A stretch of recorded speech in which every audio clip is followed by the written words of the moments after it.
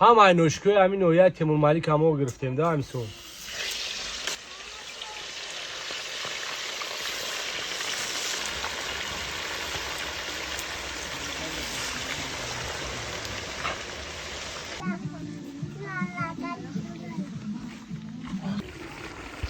ربی همین آوازش معلومه که با مزهش لگیه اینا.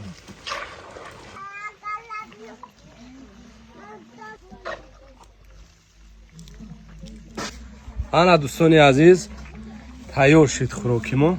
مرحمت بیین. این دو قطعه که کامران استاد محمد عریف عبدالجلال شتگیم خوش آمدین.